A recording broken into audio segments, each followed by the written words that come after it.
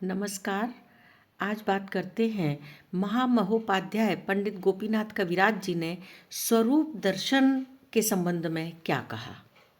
जब अपने स्वरूप को देखता हूँ तब आत्मदर्शन हो जाता है। इसके बाद जो ज्योतिर्मय आत्म स्वरूप है वही समग्र विश्व है। संपूर्ण विश्व दिखाई देता है, बाद में वहाँ भी नहीं रुकेगा, विश्वातीत में चला जाएगा। विश्वातीत में भिन्न भिन्न अवस्थाएं हैं। इसके बाद जब शक्ति का संकोच हुआ, यानी शक्ति की अतीत अवस्था आ गई, तब वही आत्मस्वरूप हुआ।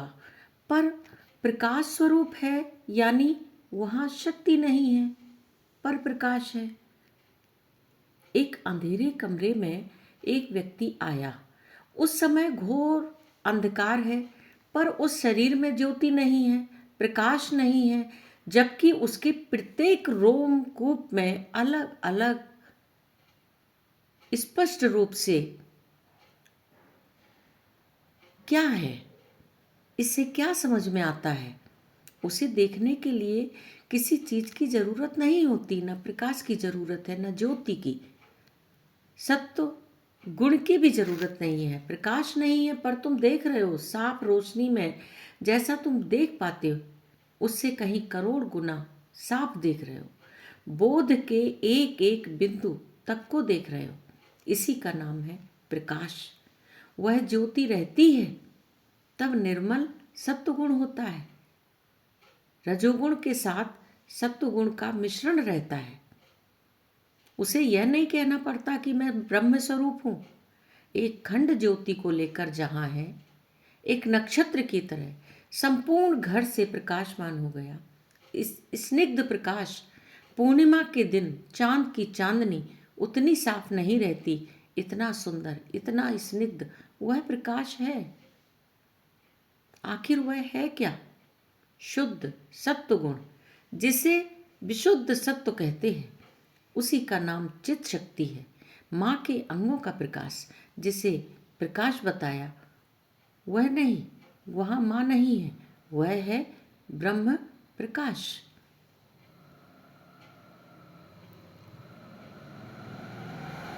बारीन बाबू पूछते हैं बाबा से कि बाबा, मैं देख रहा हूँ ज्योति या अपनी आकृति या आत्मदर्शन, तब तो दो बोध है। महामहोपाध्याय पंडित गोपीनाथ कविराज जी कहते हैं, मैं जब अपने को देखूंगा तब दो होगा, लेकिन दो तो एक ही है। मुझे क्या मूर्खों की तरह देख रहे हो? किसे देख रहे हो? क्या देख रहे हो? हर वक्त तीन प्रश्न रहेंगे। जहां परिपूर्ण है स्वयं प्रकाश, एक ही एक, द्वितीय वहां कुछ नहीं। जैसे एक बाष्प, पानी और बर्फ, इन्हें तीन चीजें कहते हैं, पर जिन्हें ज्ञान है वे कहते हैं बाष्प हो, जल हो, बर्फ हो। तीन स्थितियां हैं। जब तेज अधिक आता है तब बाष्प का रूप ले लेता है, जब अधिक घनीभूत होता है तब ठंडा होता है, बर्फ बनता है, और बीच में जरा गर्म है। यही तीन अवस्थाएं हैं। यह भी H2O एक ही चीज है। उसी प्रकार ब्रह्म, परमात्मा, भगवान तीन थोड़े ही हैं, एक ही चीज है। अवस्था भिन्न होने के कारण इनके अलग अलग नाम हैं। बारीन बाबू फिर पूछते हैं कि आत्म स्वरूप में शक्ति का विकास हो जाता है। बाबा कहते हैं आत्म स्वरूप में शक्ति का विकास पूर्ण नहीं हुआ। आत्म स्वरूप में शक्ति का विकास उतना ही होगा जितने से विश्व में प्रकाश हो जाए। इसके बाद अगर वहीं रह जाओ तो रह सकते हो, इच्छा होने पर उसे अतिक्रम कर सकते हो। अतिक्रम करते समय शक्ति और शक्तिमान एक हो जाते हैं। शक्ति शक्तिमान को प्रकाश नहीं करती।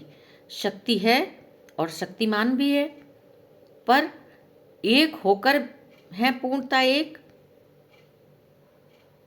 यह घट के भीतर पिंड जैसा नहीं है कि इसे तुम देख लोगे। बोध रहेगा, बोध स्वरूप वे हैं, पूर्ण बोध तुम स्वयं देखोगे। जब तुम्हारी ऐसी अवस्था होगी तब तुम क्या देख पाओगे, इसकी कल्पना कर सकते हो। बारीन बापू पूछते हैं, प्रकाश? बाबा कहते हैं, उसे देखा, तुम वही बन गए। तुम जब बोध स्वरूप हो गए तब क्या देखोगे?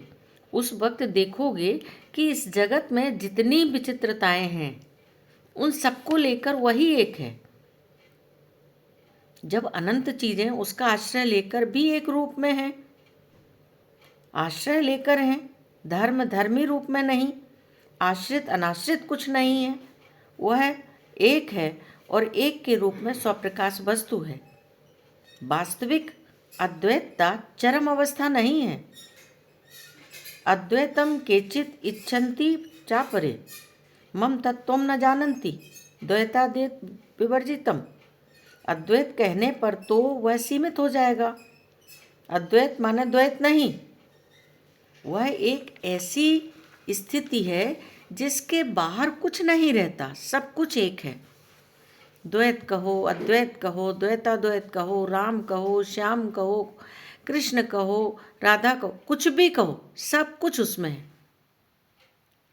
पर यह कहने से तुमने उसमें एक लिमिट कर दिया। जो चाहोगे वही पाओगे।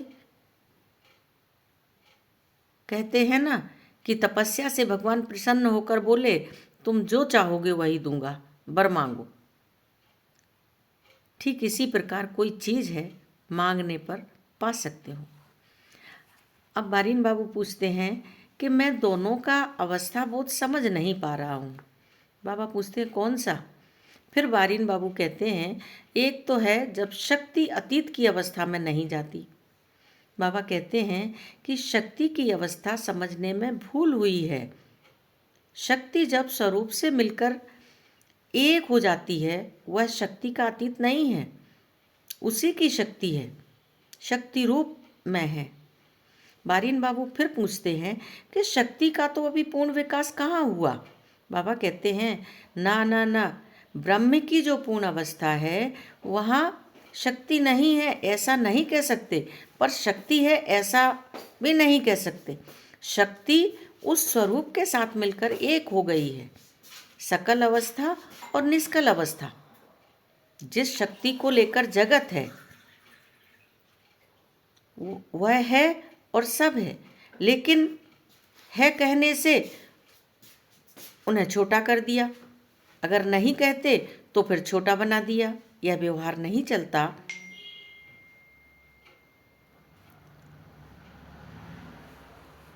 वह कहते हैं कि स्वयं चिंता करो, धीरे धीरे सब समझ जाओगे। बारीन बाबू कहते हैं, इसमें अंतर यानी तृष्णात कहाँ है? जरा स्पष्ट कर दें। बात है एकत्व बोध के बारे में। जब परब्रह्म में नहीं गया तब भी मैं अपने को देख रहा हूँ। वह दोनों में एक ही है। मैं अपने को देख रहा हूँ।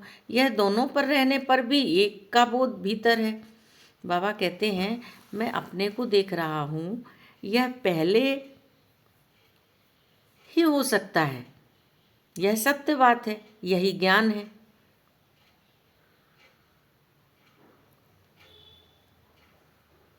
एक है महाशक्ति। जगत में एक के भीतर दो हैं, दो के भीतर एक है। राधा कृष्ण का प्रेम सर्वश्रेष्ठ प्रेम क्या है? राधा कृष्ण का प्रेम या मातृ प्रेम? मातृ प्रेम का मतलब है माँ का प्रेम संतानों के प्रति जो होता है। माँ अपने बच्चों को प्यार करती है, जिसमें कोई आस्वादन नहीं रहता, पर यहाँ आस्वादन है। भले ही भक्त भाव में हो, गोपी भाव में हो, यही चीज़ ही पूर्णता के भीतर से आगे बढ़ रही है। पूर्ण रूप से निस्वार्थ है। कष्ट यहाँ भी है और वहाँ भी है। वहाँ के कष्ट में आस्वादन है, पर वह आस्वादन अच्छा आस्वादन है। व्यक्तिगत रूप से हम लोगों के लिए माँ वाला क्षेत्र है, समस्त विश्व ही संतान के रूप में है। यही दृष्टि सबसे अच्छी है, उसे रास्ते में प्राप्त किया जा सकता है।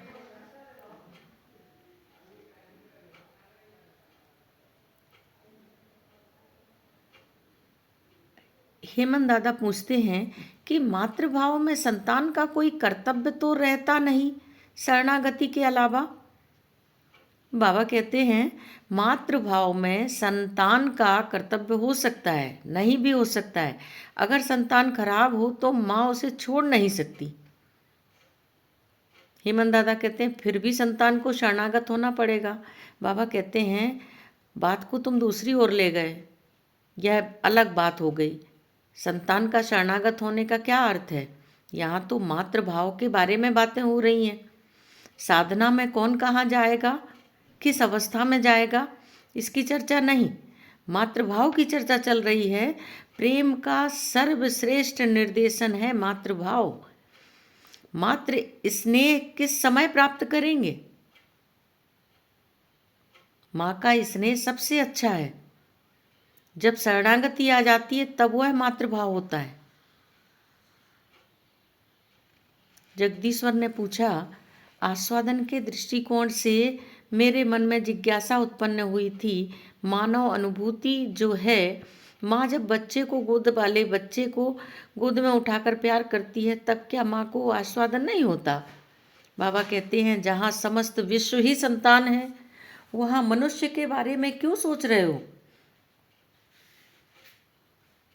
भारतीय दर्शन वास्तव में क्या है, उसकी क्या विशेषता है, उसके प्रत्येक दृष्टिकोण से समझना चाहिए। इसके लिए कर्मवाद मानना होगा, ईश्वरवाद मानना होगा। कोई भी क्षेत्र या सिद्धांत लिया क्यों न जाए, पर उसकी पृष्ठभूमि में सामान्य बिंदु रहेगा। हमारे प्राचीन ग्रंथ में महिम्न स्त्रोत में जिसे प्रस्थान भेद कहा गया है, त्रयी सांख्य योगा पशुपति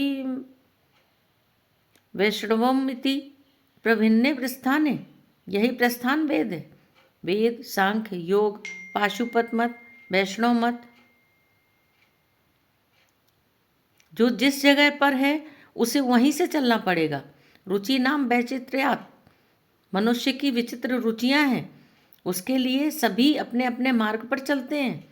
कोई किसी मार्ग पर चले, जन्म स्थानों का जन्म समुद्र जहाँ है, किसी धारा को लेकर चलो, सभी नदियाँ समुद्र में जाकर गिरती हैं। जो तुम ईश्वर कहते हो, महाशक्ति कहते हो, माँ कहते हो, जो कुछ भी कहते हो, इस कहने से ही तुम आस्तिक हो गए। वह ईश्वर को माने या ना माने, इससे कुछ बनता बिगड़ता नहीं। सांख्य अपनी दृष्टि से देखता है, मीमांसा अपनी दृष्टि से देखती है। मीमांसा अपनी दृष्टि से देखती है। न्याय के गौतम ऋषि थे, वैशेषिक के कणाद ऋषि थे, सांख्य के कपिल ऋषि थे, पतंजलि सिद्ध पुरुष थे, वे भी ऋषि थे। सभी की साधनाएं अलग अलग रहीं। न्याय वैशेषिकों का असत कार्य भाव, कार्य ध्वंस होकर पुनः सृष्टि होता है। विश्व में इसी प्रकार ध्वंस होता है और सृष्टि का निर्माण है, विनाश भी है।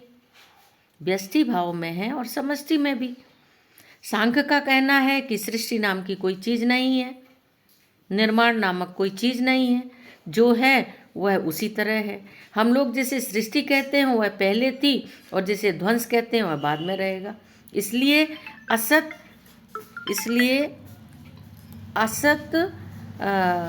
कार्यवाद नहीं है, सत कार्यवाद है। इसके बाद वेदांत का कहना है कार्य असत नहीं, सत भी नहीं, वस्तुतः कार्य है अनिर्वचनीय।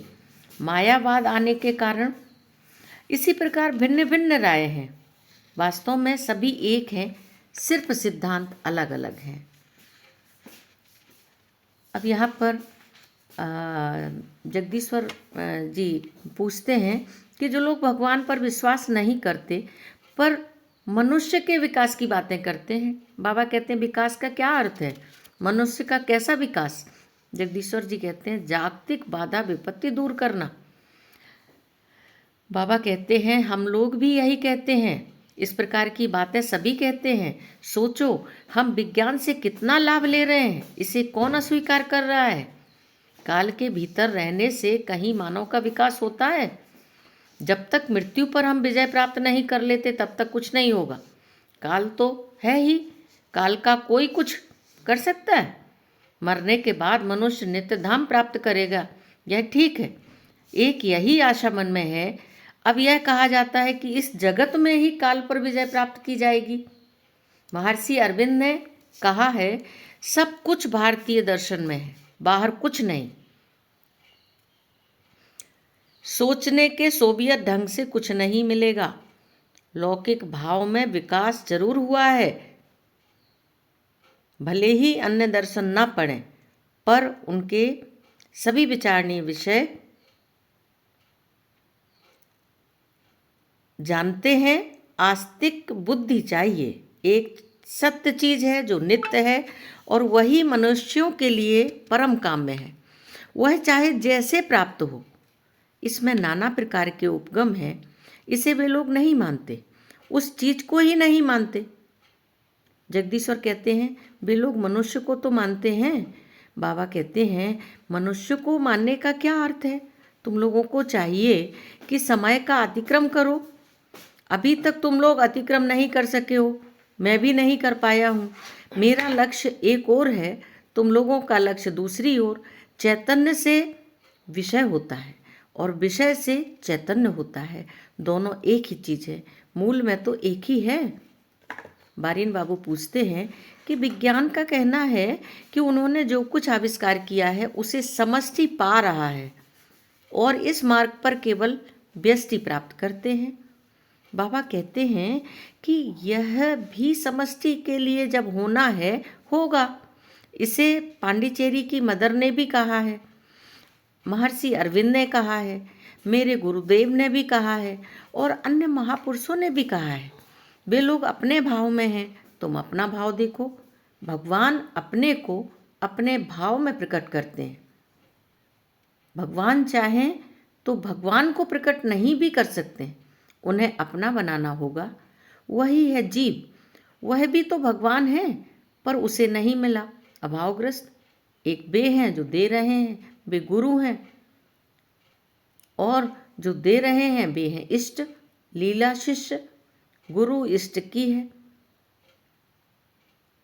अपने को गुरु दे रहे हैं, प्रकट कर रहे हैं, वही इष्ट हैं। गुरु और शिष्य, इसे लीला शिष्ट भी कहेंगे। तो इस तरह से हमें गुरु में स्वरूप दर्शन करना चाहिए। ओम शिव।